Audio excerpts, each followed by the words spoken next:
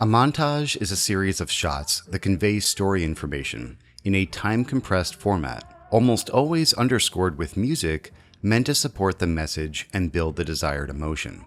A dramatic montage is designed to stir up feelings of love, loss, happiness, sadness, anger, and inspiration. And these types of montages can occur in just about any film genre. Some of the more common types of montages that you'll find in dramatic films fall largely into the following 5 categories. In no particular order, we've got the transformation montage, where a character is shown changing, learning, or developing a skill. No doubt you've seen at least a handful of these. We're all familiar with the iconic training montages in Rocky, but these time-compressed character development sequences can be found everywhere. From Miles Teller practicing his drum skills in Whiplash, to Benedict Cumberbatch researching and building his invention of a decryption machine in The Imitation Game. Bear in mind, these transformation montages can be a single character, multiple characters, or even a setting, like New York City slowly changing over time at the end of the film Gangs of New York. Next, we have the romance montage, a classic and pretty self-explanatory. A good example is in this scene from The Notebook. As with all montages, the music in these scenes drives the emotional tone, and it gives us the editorial freedom to heavily compress the time of these events. And of course, by montaging these types of scenes, particularly involving sex, you can transform something that might otherwise be pretty uncomfortable and graphic into a moment that expresses that same point without the graphic nature of the real thing. Next is the loss montage. These montages are opportunities for an editor to communicate to an audience exactly how a character has been impacted by a tragic or sad event. These are all about conveying human emotion, so close-ups on facial expressions and the expression of body language are going to be the building blocks of these edits. Up next, we have the contemplation montage. Much like the loss montage, this is all about learning about the emotions of the character on screen. After an important event or story development, a swell in music, coupled with a contemplation montage, allows us to show how the character is dealing with the new information. It simultaneously gives the audience clues as to how the event is affecting the character and what they might ultimately do about it based on their state of mind. And all the while, it's transitioning us out of the moment and into the next scene of the film. It's during these types of contemplation montages that both the character on screen as well as the audience has a chance to absorb what's happened, to gather their thoughts, and to prepare for what's next. It's also where a viewer gains the opportunity to relate the character's experience to their own, and further connect and empathize with them, ultimately allowing them to more engage with the story and become further invested in the outcome. And finally, we have the straight facts montage. While many montages will fall somewhere under the previous 4 categories, some montages are simply an efficient way to present a lot of story information at once. While not necessarily required, the inclusion of a narrated explanation of plot points over the montage can be quite effective, such as what we see here in the film Gone Girl. I will practice believing my husband loves me and will love this baby. That this child might really save our marriage. But I could be wrong. When you really get down to it, there's a surprisingly large amount of overlap between standard film storytelling and montage.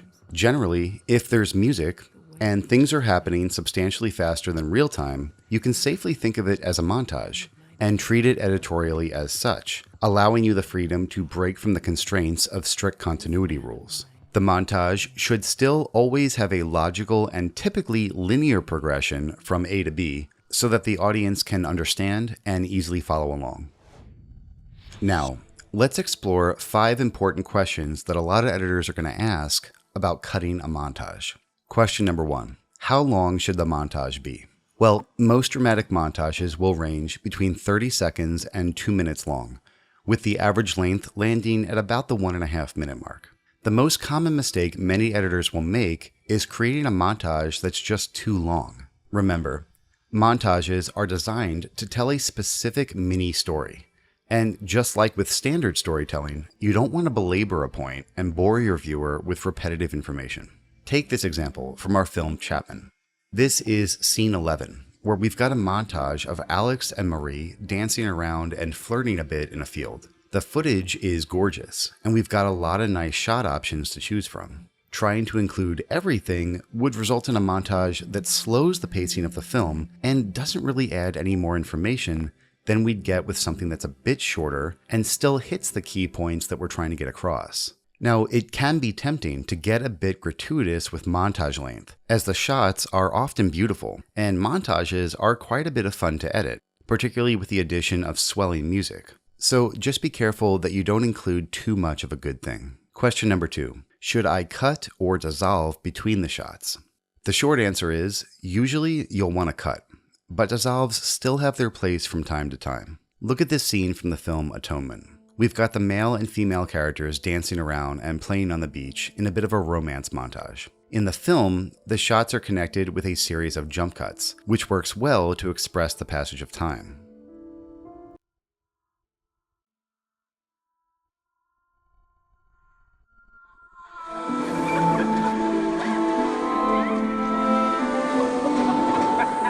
Now, because our music is slow and it supports a dreamlike mood, you could also opt to use dissolves here.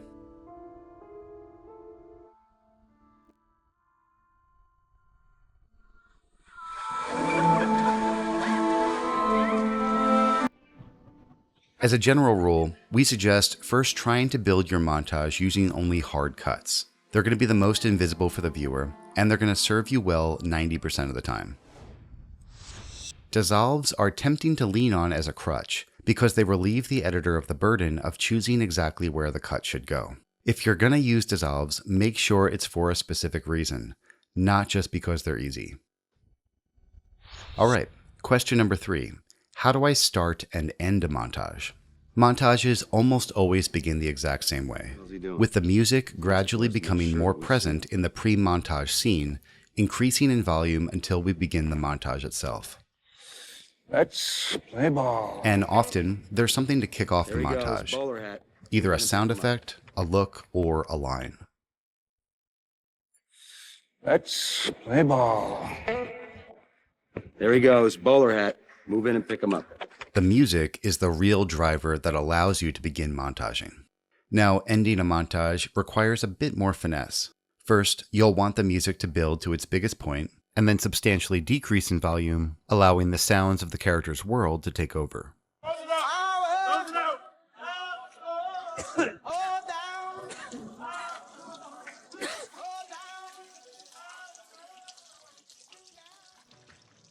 Almost every montage will end with a scene change into something that's less intense and calmer than what we just experienced, with a return to the natural sounds of the character's environment, just as we saw here. As long as you've got the music to transition you from the real-time, real world into the montage, then carry you through it, and then transition you back into the film's environment, you're going to be able to start and stop a montage relatively smoothly.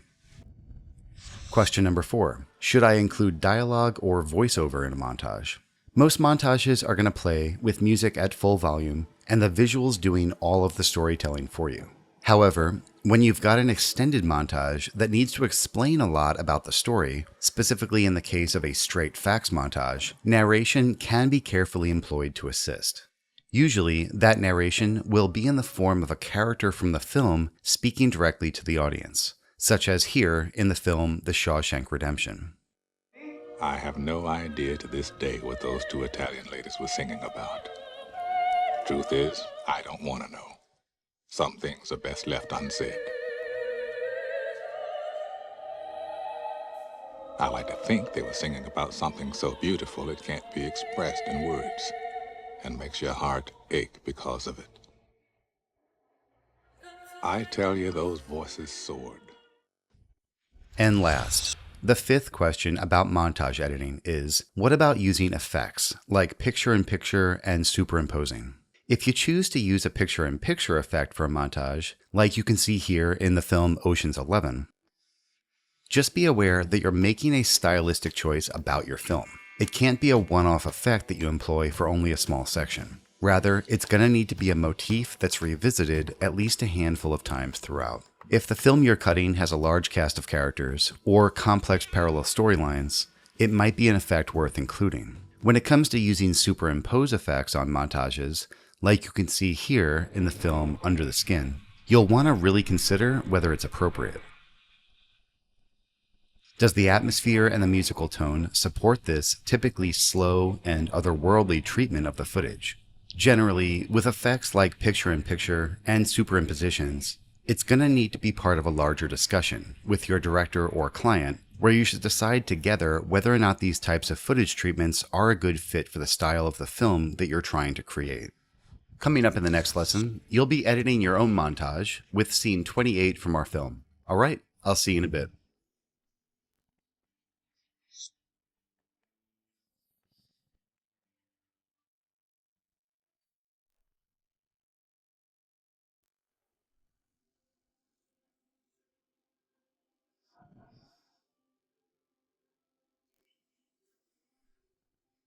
In this lesson, we'll be editing scene 28 from our film.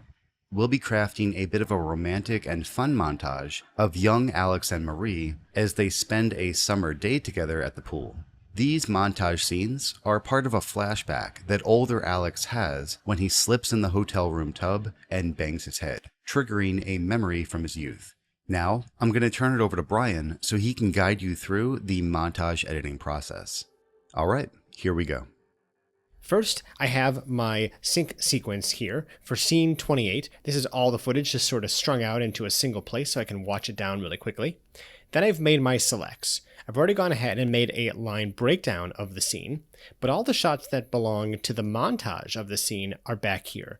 And I didn't break them down at all because, well, for a montage, it's really difficult to think about how to break things down when it's just a bunch of free-flowing ideas that are kind of meshed together in different pieces of coverage. We're going to think about ways to break it down a little bit later in this lesson. And at the back here is a section of the scene that I have not yet broken down that we're not going to look at in this lesson. But this would occur after the montage. So for clarity, I've put my line breakdown of the scene already edited at the beginning, then the montage occurs, then the scene after the montage, and they're all slated as 28.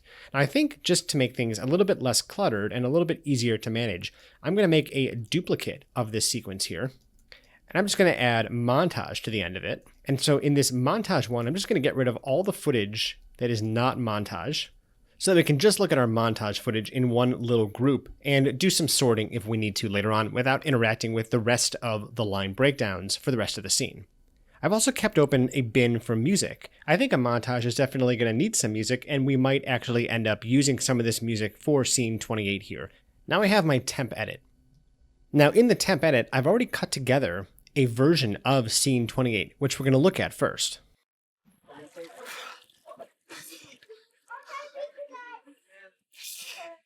$223. She's still going? $227. That's terrible. Hey, that was pretty good. Awful. Oh, shut up. Should be hey, you know. Did you read the rules? Well, how long did you have to hold your breath for? Hey, Jan wants you to take a break.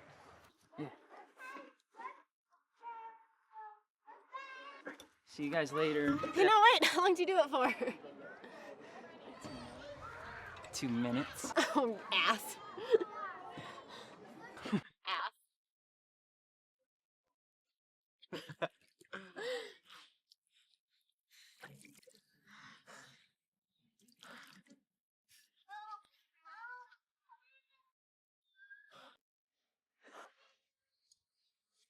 Does that stuff really work?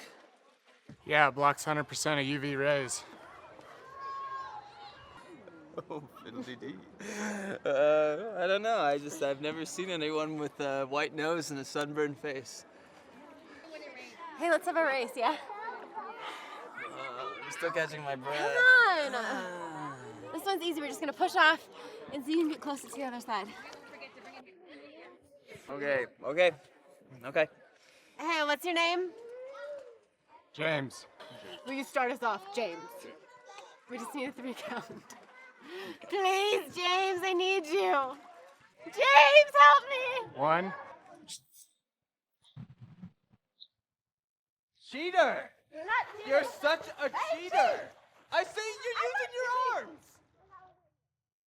Right here in this moment is when our montage will begin. So we want to think about bringing in some music, but also think about what's the purpose of a montage in this scene. So what we've learned throughout the course of this scene is that she may have a bit of a thing for this lifeguard.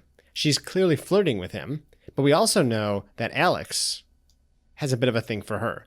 So there's a love triangle going on, and we try to establish that Alex clearly has a thing for her and that she may be leading him on a little bit by being so playful and fun, asking him to race. Now they're going to hang out at the water park all day.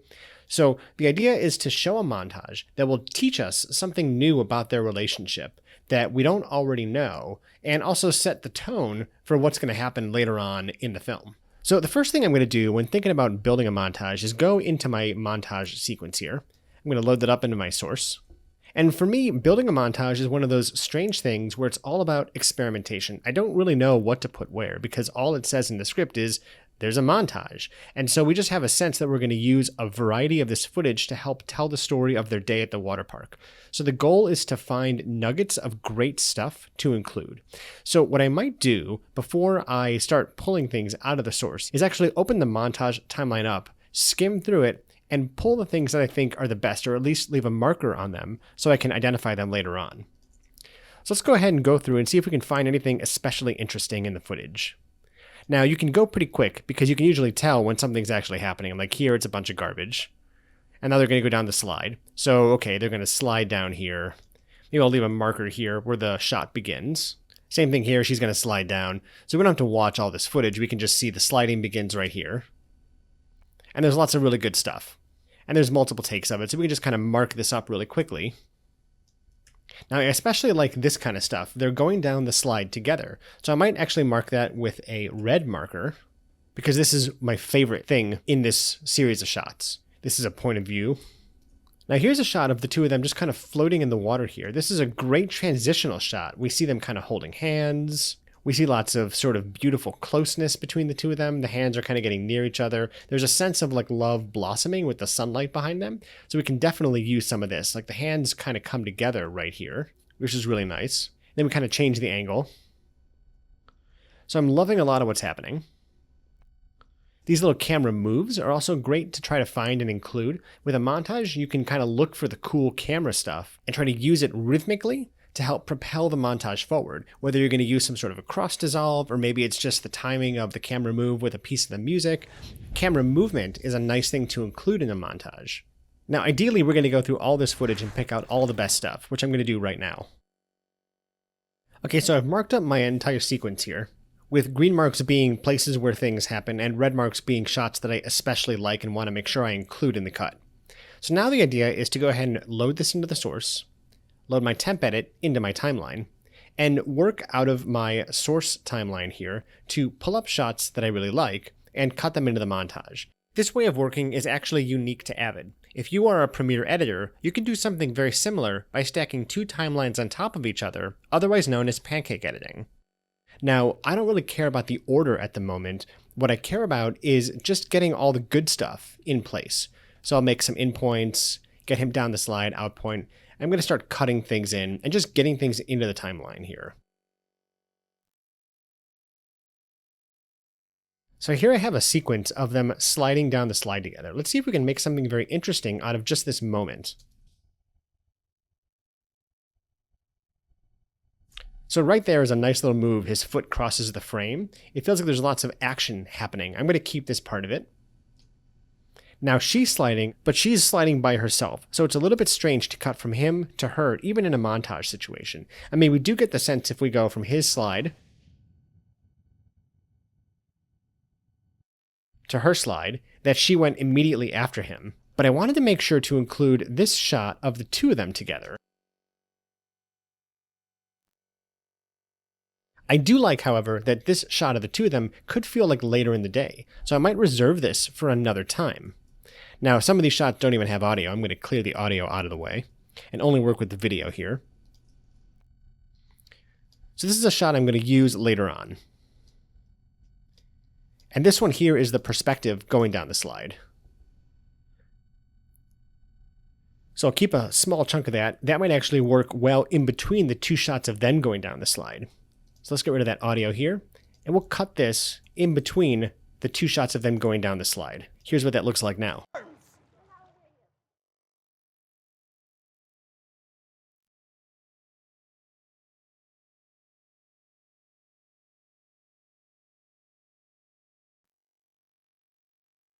So it kind of gives a fun idea, and we even have an accidental jump cut in here going from take 2 to take 3, which almost kind of works. So now I'm going to experiment with it and just try to make it a little bit more aggressive.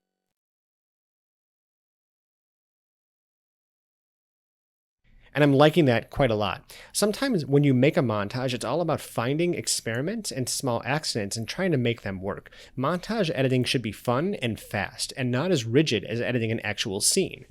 Montage editing is about finding the moments, not constructing something that is heavily scripted.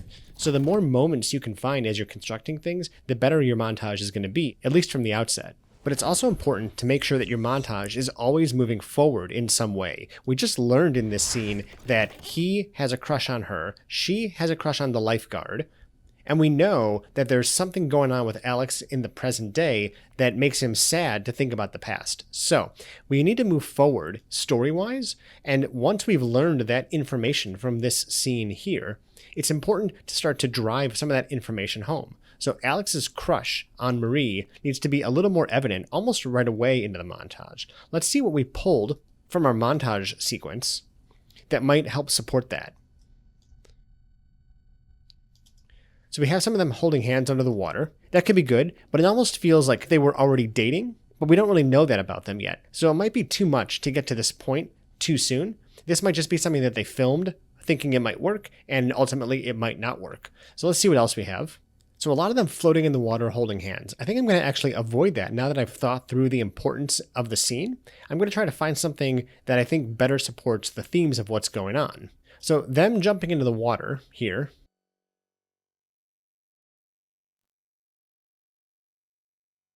is very fun and very playful, and it gets them underwater. Now I like this take the best, and let's cut that one in and see how those things line up. So she's going down the slide,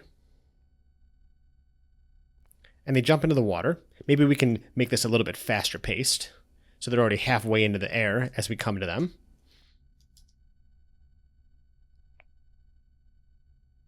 Now they're underwater, so we can move on from this. We don't have to linger on shots for too long in the montage. Now there's one thing that I want to mention. I've been doing this all dry. If I were to play this back right now, you'd hear no music under it. But sometimes when you're editing a montage, it does help to have some music to work with. So I'm going to bring in my music bin here, where I've already identified a handful of songs that I think might fit the mood of the scene. Let's examine and see which one we think works the best.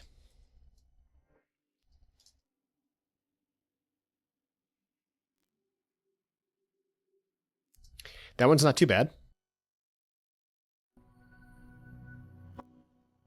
I think that's far too light and ethereal.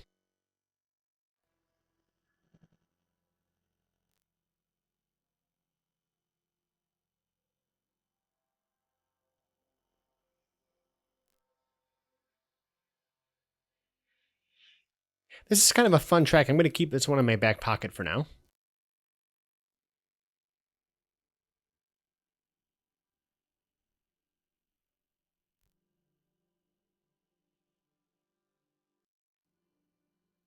It doesn't feel like enough is happening in this track to justify using it.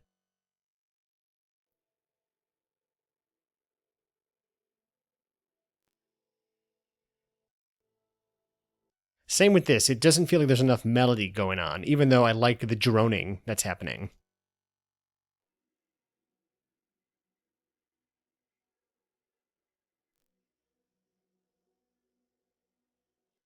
This one works especially well. I think I'm going to go with this one here because it has a bit of an upbeat melody to it, but it definitely has that sort of droning feeling of like a lazy afternoon. Now, one thing to note before I bring it into my sequence, this is my temporary edit sequence. It's meant for doing quick work. And so I don't have in here a stereo track to drop my music onto. Now, depending on your editing software, you may or may not need that for this part of the process, but for me, I am going to need that. So I'm going to go ahead and add one of those. And drag in my music track now. Even though we needed to add this special track to do our work, the idea is that eventually when we're done constructing all of our scenes, they are going to get moved into one master timeline. So all of these tracks will end up in the correct places. This is just for us to be able to do some quick work while we're already in the mindset of the scene, without having to worry too much about track organization. So here I've got my music track now at the bottom of my timeline. Let's go ahead and drag it forward a little bit, and we'll just do a long crossfade to get into it.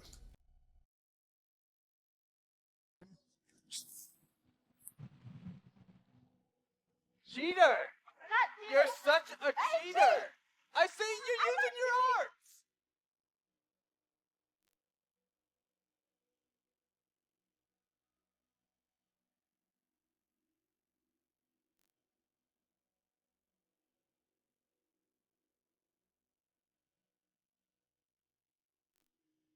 And already it totally changes the mood and feel of what we're building. In fact, it even shows me that some of these shots could now be a little bit longer. So unlike editing an actual scene, editing a montage is a little bit of refine as you go, and less just roughing things in the way we do with a scene. This is because as you're massaging things to go together, you kind of want to find that blend of rhythm and melody and tone all at once, while also simultaneously making sure that you are approaching it from a story and narrative perspective. So some of these shots can be a little bit longer, and some of them can be a little bit shorter. Like his shot here can be a little bit shorter, and her shot can be just a little bit shorter, and the point of view can be just a little bit shorter. But I think that her shot going down the slide can be just a little bit longer, and there can be a little bit more of them jumping as well.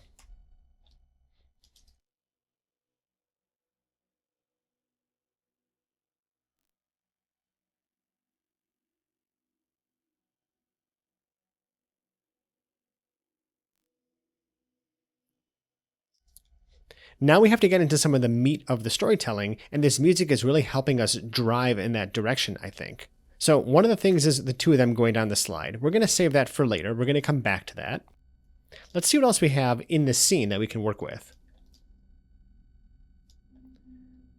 So now once they've jumped into the water, it establishes that we can get under the water and do some of this under the water footage. There's lots of playful stuff, like Alex going and kind of grabbing her feet, and then she kind of dives down and kind of goes towards him. So there's lots of fun, sort of playful elements here that might work to show that they're having a little bit of a flirtatious time hanging out at the pool. I'm going to grab a handful of these and cut them into my sequence. And we'll start to arrange them and organize them. We'll remove the ones that we don't necessarily need. So I like him kind of coming up from behind her here. Let's use that. And then less of them under the water here after they land. So the second they get under the water, we can cut right to this shot.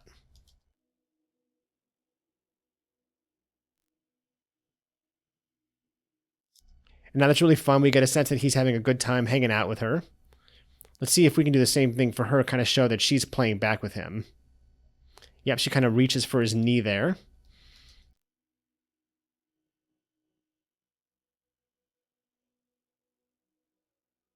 Now, I really like that right there. She kind of goes up as he goes down. Let's extend some of that moment. It shows that she's sort of deflecting what he's trying to do, which is get closer to her. Something like that. And I feel like that almost satisfies the entire moment. Let's see what else we grab just to make sure we didn't miss anything.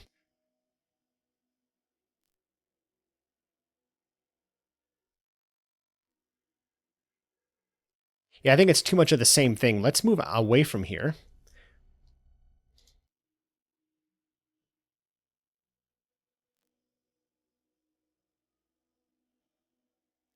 That's awesome. Now we could even go back to the slide, since we're still sort of in that moment of togetherness.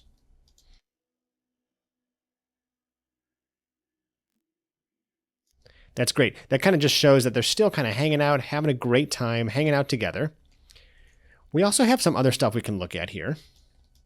Now this stuff you can see is not in slow motion, and I really like that because changing the frame rate of the camera in the middle of a montage kind of gives you the sense that time is moving at a different speed. So before, all that slow motion was nice and beautiful and calm, and now that sort of regular speed camera stuff feels a little bit jittery, feels a little bit too real. Let's see if there's anything in here that might play as sort of a moment where Alex potentially realizes that maybe he's not quite getting what he wants. I marked these because I thought Marie was doing some really fun stuff here, but I'm looking for something from Alex. He really is the star of our film.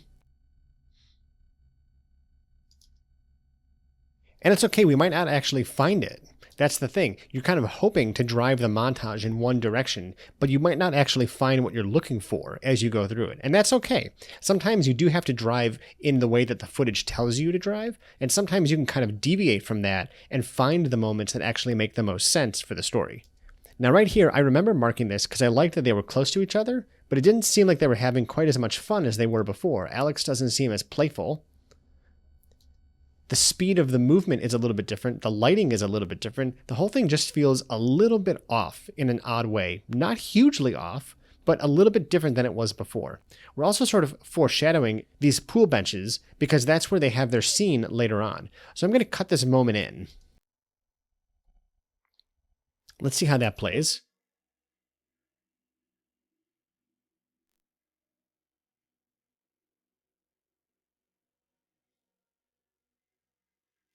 It might actually work to include some of that fun stuff that Marie was doing up here, kind of pretending and joking around first, before going to this shot, since it does fit that they moved into the pool after they finished on the slide. So I like a little arm movement. It's really fun. You can tell what she's trying to do. She's got big muscles with the pool toys. And I'll put that in first here.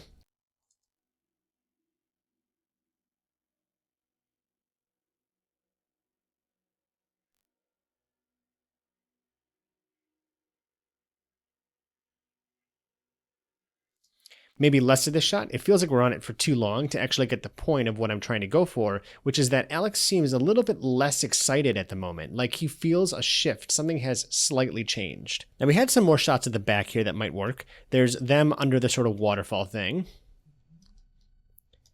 Then there's more waterfall stuff. But it feels very repetitive. We've got to be careful not to be too repetitive in what we're trying to actually build with the montage. The idea of the montage is to give us some quick, necessary information, but in a way that will move the film forward, because you can't just have talking scene after talking scene after talking scene. You do need to break it up with something sort of musical. Now, I might actually leave the montage here, because the next thing that we're going to do is come into a scene where they actually have some dialogue, and the music's going to continue to play for a minute. So let's take a look at the whole montage and see where we're at. Help me! One. Cheater! You're such a cheater! I see you using your arms!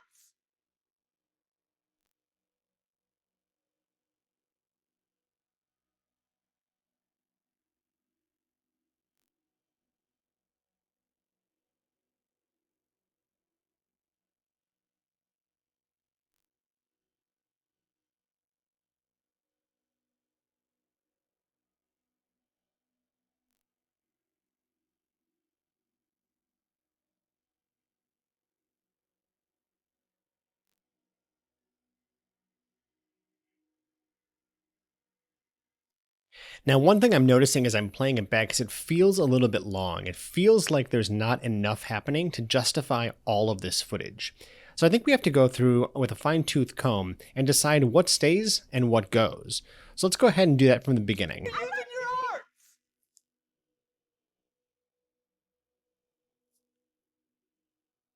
So right away we can do less of the slide perspective.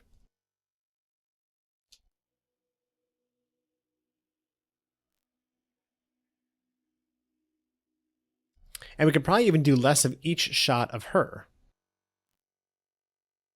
And we could even make it a little bit faster here with Alex by simply making a cut on his shot. I can throw this up into my source and go a little bit further into his shot down the slide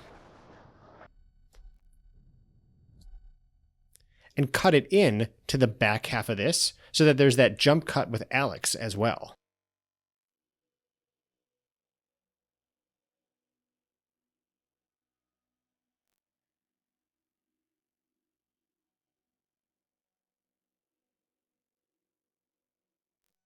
Now I think I also have too many heads at the beginning of this shot. I'm going to trim some of those down.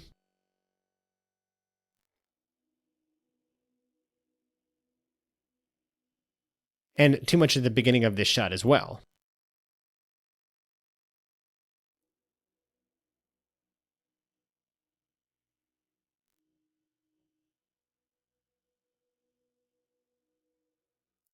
And even though I like this shot of the two of them on the slide, it does now feel too repetitive, and I think it does need to go. So we're going to remove that as well.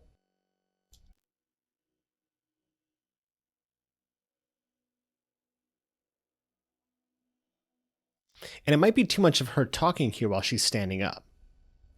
Like once she kisses the fake bicep, we can cut out of it right there.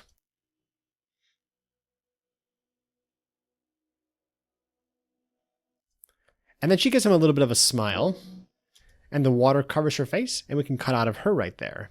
Now we are missing one little thing, and that's sort of the climactic hook of this montage. Where is this thing going? Where is it driving us towards? And I think I have the answer to that. So one thing that we did not address is that there is a piece of coverage from the montage at the beginning of our sequence that lines up really nicely to what's happening to them in the water here. Let's go back and check that out. And it's all this stuff under the water. And I made some marks at the end of this where they were actually doing the kickoff of the race.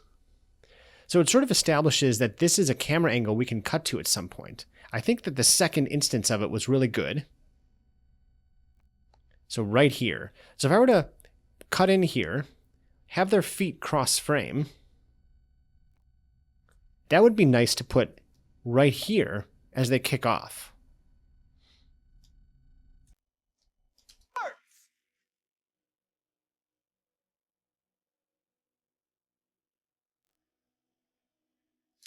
Because that gets us into the montage. But what it also does is it establishes that they can be under the water here at some point later on to sort of bookend the montage with a feeling. So if I were to go back to earlier here, we have some of the hand holding under the water.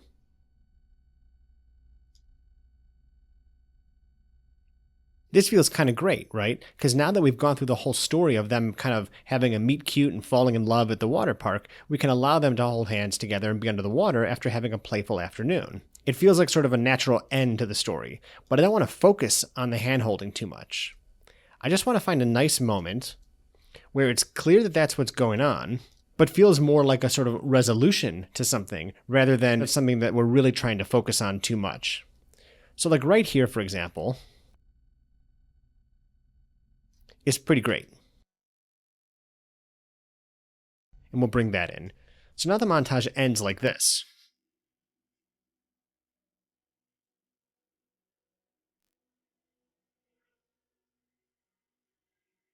There's also a nice element of them sort of moving further away from the camera ever so slightly towards the end of this shot, which feels like a nice way to transition into another scene. Now, there's an important thing that we have to do here, and we have to adjust the music in order for this to work. Now, we've just been playing around to whatever music was sitting underneath our footage, and it's worked out pretty good so far, but we do have to drive towards something. So there's a bit of a rise here.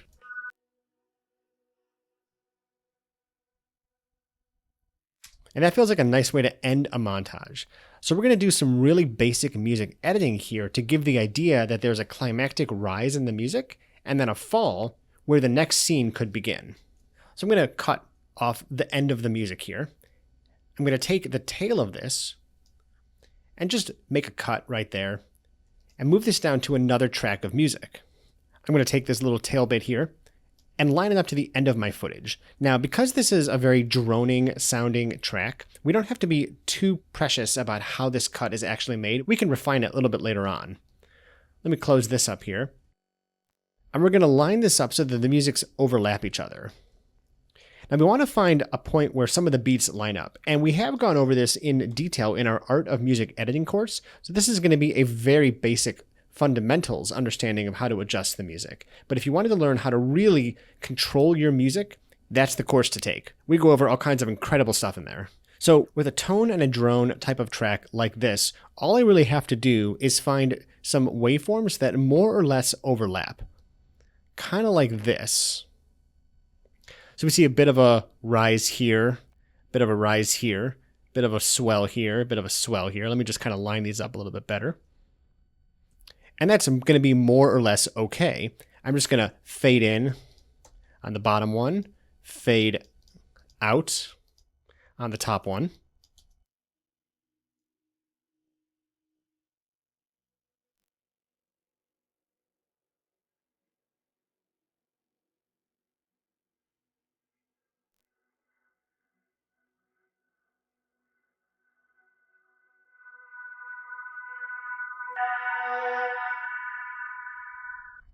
And since we're controlling the music and we're controlling the picture, we can actually change some of our edits or slide some of the music to line up a little bit better to the end of our montage. So we're not done really fully forming the montage, so we have a little bit of give and take on both ends. Since this is more of a droning track, it can begin roughly anywhere. So I'm just going to move the music back a little bit here. Kind of like that. And then just change the start of the music so it's not overlapping my scene too much. A long fade in on a droning track will be very unnoticeable. Cheater! You're such a cheater! I see you using your arms!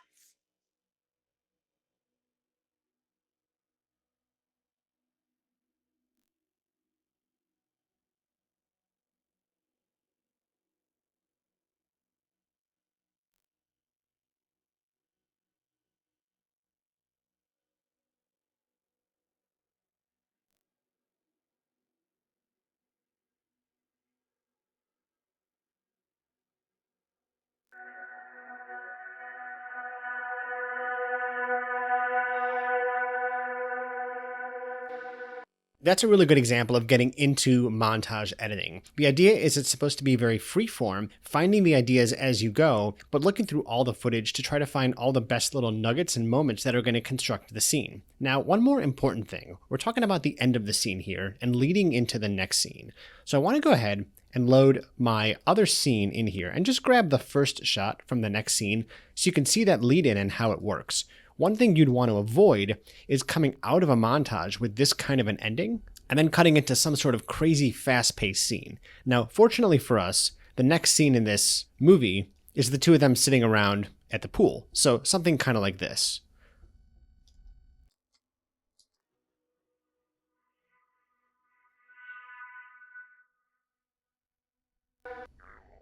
Now, if we're going to keep working, we would continue to extend this music a little bit so that it fades out nice and long over the start of this scene. But you can see that we have a nice stable shot here for the music to kind of ring out on. And it feels like the flow from the end of this into this is not interrupted by a dramatic change of pacing. Hey guys, Chris here. So this lesson is going to have some homework. As always, start by creating your line breakdown, which again is optional. Remember that for the montage section, you really don't need to break it down much more than laying out the shots, since there's no dialogue in that section to keep track of. Next, you'll actually edit the dialogue and picture of scene 28. Then, cut in music to drive the montage. This is going to help determine shot timing. And finally, cut in the montage visuals and tweak the music and visuals back and forth as both come to a natural conclusion at the end of the scene. Coming up in the next lesson, we're going to learn all about cutting flashbacks and dream sequences. All right, I'll see you in a bit.